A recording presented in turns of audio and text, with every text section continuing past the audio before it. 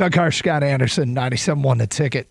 248-539-9797. Great to be with you here on the day after the Pistons annihilate the New York Knicks. Well, they didn't annihilate them, but they beat them pretty soundly, ran away in the second half. They annihilated them. 126-111, the Knicks' fifth worst loss this season. The Pistons have now authored the Knicks' first, second, and fifth worst loss of the year.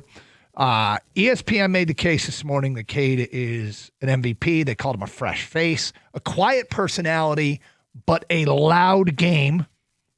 The Prime crew last night, it's almost as if they took the attitude of this broadcast, okay, Cade, show us what you got. And midway through the game, they were really starting to push the narrative that Cade is indeed a legitimate MVP candidate. Well, look at the headline there on ESPN right now. How big of a deal was the Knicks' loss last night? Or was there one before? Was that the headline? That's all, yeah. I mean, this is, again, they're spinning it on the Knicks, but it's because it's the new sheriff in town. Well, yeah. It's Cade Cunningham and the Detroit Pistons. Yep. And are they allowing Cade to show some emotion too? Don't do that. Don't give us emotional Cade.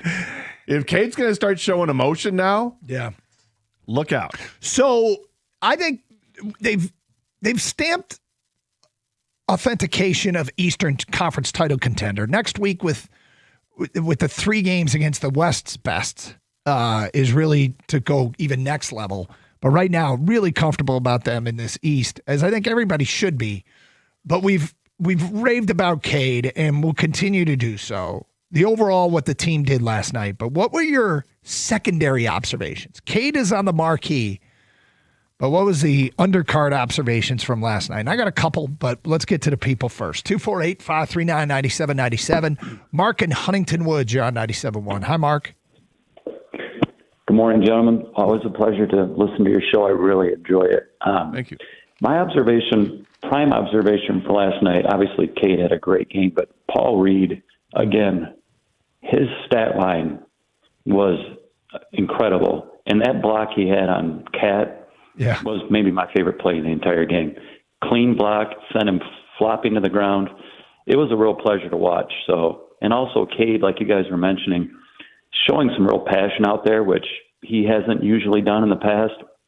And I think when you have your best player playing that hard with that much passion, it just really inspires the rest of the team. I'm not sure what you guys think about that. Well, Mark, you hear it all the time. And when your best players are also your hardest workers, and we hear it about the Lions with Aiden Hutchinson and Amon-Ra St. Brown. You know, back in the day, famously, people talked about all the extra work that Jerry Rice did.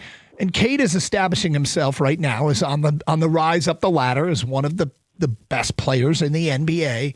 And I think it applies here when your best players are your hardest workers. Also, I mean, on a night he had 42 points, he had 13 assists. So obviously his usage rate is through the roof. He's going to have the basketball in his hands at all times, but he's not afraid to make the right play, which isn't always his shot. It's sharing the basketball. He's got to be a pleasure to play with.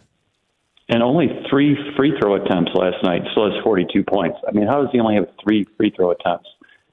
Yeah, I mean, hard to believe. He doesn't foul hunt. I was going to say, he's not hunting for fouls. It's not that he doesn't get hacked, because he gets hacked, but he's not. Right. That's not his sole purpose, to go there, get hacked, and, you know, on a shot that he has no chance of making, he's just trying to draw fouls like, you know, maybe Jalen Brunson might do. But he just gets the job done. He's knocking down shots. He's knocking down 3-pointers with some pretty good regularity now. And he had, 24 at the half, finishes with 42. It's a complete game from him. You mentioned Paul Reed, 18 points from Paul Reed, 7 of 9 from the field, 7 rebounds, 3 blocks. So efficient. Yeah, he's just been great. And then Tobias Harris is the silent guy that goes out there and just gives you a double-double. Yeah, anytime it seems like the Knicks were calling back into it, seems like Harris made a play. Yep. Even LeVert, I thought LeVert was really good last night. Yeah, Harris is finding his way with this team. Now. Yeah, he's finding his way with this team still here a little bit. You know, in that fourth quarter, Paul Reed led the Pistons in scoring. Paul Reed had the block that he mentioned on Karl Anthony Towns. He also had a big play where the Pistons missed a shot. He got the offensive rebound, Paul Reed did, and kicked it out to Karis LeVert for a 3, which was, you know, amongst the daggers that were offered up last night. That was one of them. Am I crazy in saying this? But did Paul Reed make a couple of layups that looked like they were really hard layups to make? Yes, in traffic. Yeah, it's not just going to the layup drill okay, it's short and close to the basket, but they were difficult shots, and it was one that was kind of an adjustment. It was a pass from Cade, I think, deep into the lane late in the game, and he was able to somehow catch it in the air and turn it into like this reverse layup. It was awesome.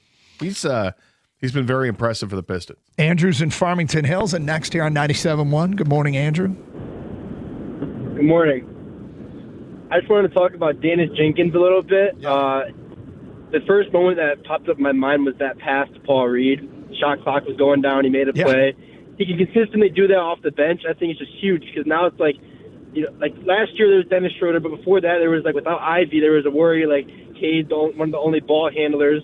Now you have this guy in Dennis Jenkins who was a lot cheaper than Dennis Schroeder, which was huge. Save that cap space for extending your big time players. But also, this dude's an absolute baller. He can do whatever you need defensively, offensively. He can get his own shot. He can play make. His intensity is insane. He has been huge for this team. No question. No question. And that play right before the shot clock expired early in the fourth quarter there last night. For people who missed it, it's winded. There's 2 seconds left and he starts a drive. And I'm like, he's not going to get a shot off. And he didn't get a shot off. He made a pass to Paul Reed, who gets an and one with a 1/10 of a second to go on the shot clock. He was awesome. And that play you referenced was really, really good.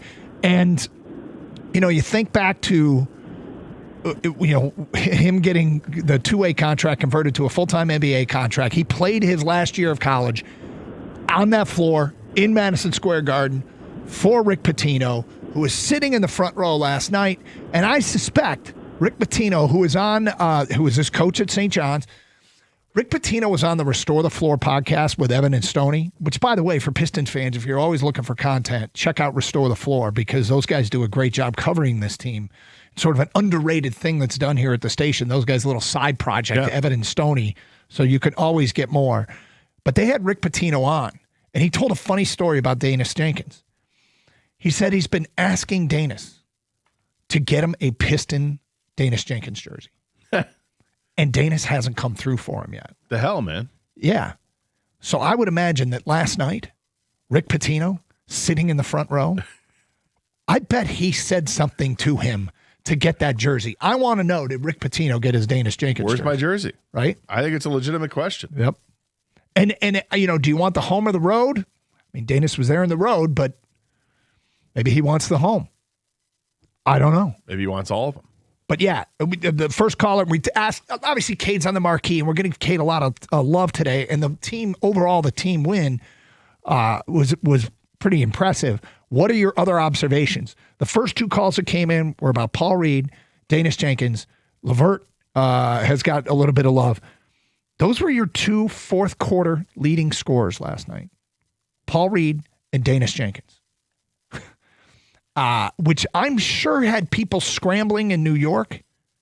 Who are these guys? Yeah. They know Cade. Yeah. But beyond that, they're like, oh, well, Tobias, okay.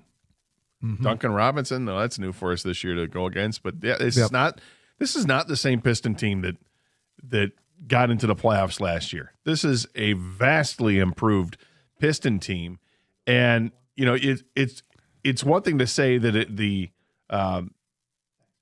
bench has done such an amazing job, and the bench has done an amazing job. But I think that the maturation of Cade Cunningham is the difference on this team. He has taken his game to another level this year, and it's quite impressive to watch. The leadership is on full display. 248-539-9797. Rod's in Detroit. What's up, Rod? What's up, fellas, man? I'll be listening to you guys all day, every day. I swear, I'm really loving what I'm seeing out of the fellas, man. They play with so much passion, so much enthusiasm. We got so much depth. I'm just so happy, and I just feel like we just messed up a lot of people.